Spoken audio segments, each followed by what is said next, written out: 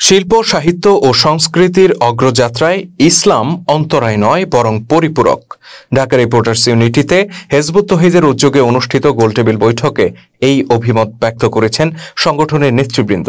শনিবার বিকেলে হিজবুত তৌহিদের কেন্দ্রীয় সাংস্কৃতিক বিভাগের উদ্যোগে অনুষ্ঠিত ইসলাম ও শিল্প, সাহিত্য, সংস্কৃতি শীর্ষক গোলটেবিল বৈঠকে এমন অভিমত ব্যক্ত করেন তারা। অনুষ্ঠানে কবি, সাহিত্যিক, সাংবাদিক, অভিনেতা, সঙ্গীত শিল্পী, অধ্যাপক, আইনজীবী, সাবেক সেনা কর্মকর্তা সহ সুশীল সমাজের প্রতিনিধিরা উপস্থিত ছিলেন।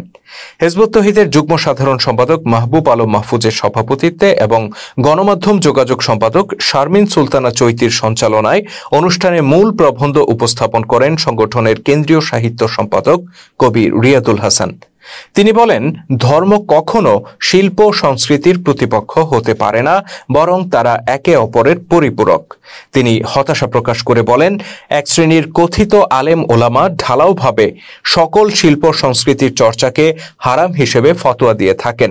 এসব ফতোয়ায় প্রভাবিত হয়ে বিভিন্ন সময় উন্মাদনা সৃষ্টি করে বিভিন্ন স্থাপনা ও ব্যক্তির উপর হামলার ঘটনাও ঘটে, অথচ এই ধরনের হামলাকে ইসলাম সম্পূর্ণ নিষিদ্ধ করেছে। রিয়াদুল হাসান আরও বলেন, আল্লাহর অবাধ্যতা, অশ্লীলতা ও মিথ্যার বিস্তার না ঘটিয়ে ছবি আঁকা, ভাস্কর্য নির্মাণ, নাটক, চলচ্চিত্র নির্মাণ ইত্যাদি কাজ ইসলামের দৃষ্টিতে অবৈধ নয়, বরং যে শিল্প ও সংস্কৃতির মধ্য দিয়ে সমাজে ন্যায়, শান্তি, সুবিচার, মানবতা ও ভ্রাতৃত্ববোধ সৃষ্টি হবে তা আল্লাহর কাছে ইবাদত হিসেবে পরিগণিত হবে বলে মন্তব্য করেন তিনি।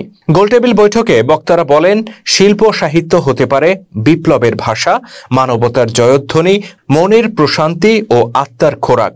সমাজে বিরাজিত অন্যায়, অবিচার, জুলুমের বিরুদ্ধে সংস্কৃতি হতে পারে সমাজ পরিবর্তনের অন্যতম হাতিয়ার। 1971 সালে বাংলাদেশের স্বাধীনতা যুদ্ধে অনুপ্রেরণার অন্যতম উৎস ছিল সঙ্গীত। 2024 সালে ছাত্র জনতার অভ্যুত্থানেও আমরা তাই দেখেছি।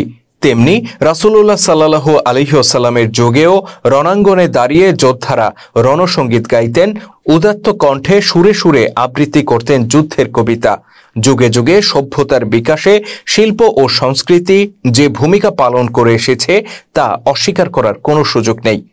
অনুষ্ঠানে বক্তব্য রাখেন হিজবুত তৌহিদের যুগ্ম সম্পাদক রুফায়দা পন্নী, ঢাকা রিপোর্টার্স ইউনিটির সাধারণ সম্পাদক মাইনুল হাসান সোহেল, সাংস্কৃতিক সম্পাদক এমদাদুল হক খান, জাতীয় কবিতা কেন্দ্রের সাধারণ সম্পাদক লায়ন অ্যাডভোকেট আলতামাসুল ইসলাম আকন্দ, সিনিয়র সাংবাদিক তারিফ ইসলাম, অবসরপ্রাপ্ত ব্রিগেডিয়ার জেনারেল শামসুল আলম খান, অবসরপ্রাপ্ত মেজর সাব্বির, কবি ও সাহিত্যিক মাহমুদুল হাসান নিজামী, বাংলাদেশ জাতীয়তাবাদী দলের কেন্দ্রীয় আইনজীবী ফোরামের সহসভাপতি গোলাম মোহাম্মদ চৌধুরী আলাল, হিজবুত তৌহিদের তথ্য সম্পাদক এস.এম. শামসুল হুদা, সাংস্কৃতিক সম্পাদক মিসবাউল ইসলাম, আন্তঃধর্মীয় যোগাযোগ সম্পাদক ইলা ইয়াসমিন, গণ অধিকার পরিষদের ভাইস চেয়ারম্যান ইমরান হোসাইন, শেরে বাংলা কৃষি বিশ্ববিদ্যালয়ের প্রফেসর মোহাম্মদ আকবর আলী, বিশিষ্ট কথা সাহিত্যিক ও ঘিওর সরকারি কলেজের প্রফেসর আমির হোসেন, দৈনিক পর্যবেক্ষণের ভারপ্রাপ্ত সম্পাদক খালেদ মাহমুদ রকি